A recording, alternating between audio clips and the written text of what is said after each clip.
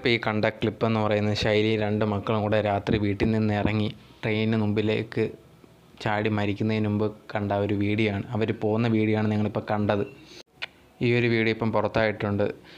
എന്തുമാത്രം ക്രൂരമായിട്ടാണ് അവരനുഭവിച്ചത്, അതായത് എത്രമാത്രം ക്രൂരത അവരനുഭവിച്ച ആ ഒരു വീട്ടിൽ നിന്ന് അത്രമാത്രം മാനസികമായിട്ടുള്ള ശാരീരികമായിട്ടുള്ള പീഡനം കൊണ്ടാണ് ആ ഒരു കുട്ടികളെയും കൊണ്ട് ആ ഒരു അമ്മ പോയി മരിച്ചത്.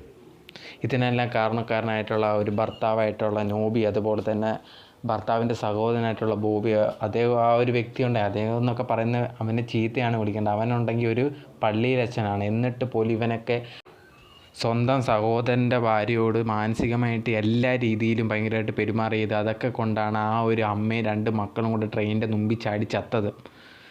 ഒരാളും നിൽക്കത്തില്ല. ആ ഒരു പാഞ്ഞ് വരുന്ന ട്രെയിനിൻ്റെ മുമ്പിൽ ആ ഒരു 3 പേര് അങ്ങനെ തന്നെ നിൽക്കണമെങ്കിൽ എന്തുമാത്രം അനുഭവിച്ചിട്ടുണ്ടായിരിക്കണം. മരണത്തിനല്ലാതെ വേറെ ഒരു മരണമെന്നുള്ള ചിന്ത അത്രമാത്രം ഉറച്ചിട്ടുണ്ടായിരുന്നെങ്കിൽ മാത്രമേ അവരങ്ങനെ നിൽക്കത്തുള്ളൂ.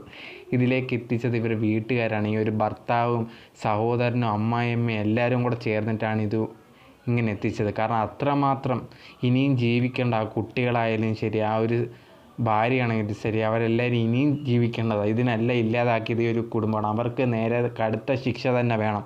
നാട്ടുകാർ ആ ഒരു ശനിയുടെ ശരീരമൊക്കെ വീട്ടിൽ കൊണ്ടുവന്ന സമയത്ത് നാട്ടുകാർ ഇവനൊക്കെ എടുക്കാനില്ല, ഇവനൊക്കെ കാണാൻ വന്ന സമയത്ത് നാട്ടുകാർ അത്രമാത്രമാണ് പ്രതികരിച്ചത്. പക്ഷേ എനിക്ക് തോന്നുന്നത് ഇത് നേരത്തെ തന്നെ അവർ പ്രതികരിക്കണമായിരുന്നെങ്കിൽ ഇങ്ങനത്തെ ഉള്ളൊരു കാര്യങ്ങൾ നടക്കത്തില്ലായിരുന്നു. ഇവർ നാട്ടുകാരൊക്കെ പറഞ്ഞൊരു കാര്യം, ഇവനൊക്കെ ഭയങ്കരമായിട്ട് കുടിച്ചിട്ട് വന്നിട്ട് ഈ ഒരു ശൈനി അതുപോലെ തന്നെ ആ മക്കളെയൊക്കെ ഉപദ്രവിക്കുമെന്നോ, ഇത് കാര്യങ്ങളെല്ലാം ഇവർക്കറിയാം, നാട്ടുകാർക്കറിയാം. പക്ഷേ വലുതായിട്ട് ഇടപെടാനൊന്നുമില്ല. കാരണം ഫാമിലി കാര്യമായതുകൊണ്ട്, അവരുടെ ഫാമിലി ആയതുകൊണ്ട് ഇതൊന്നും ഇടപെട്ടില്ല. പക്ഷേ അങ്ങനെ ഇടപെടാത്തത് കൊണ്ടാണ് ഇപ്പം 3 ജീവനുകൾ നഷ്ടമായത്.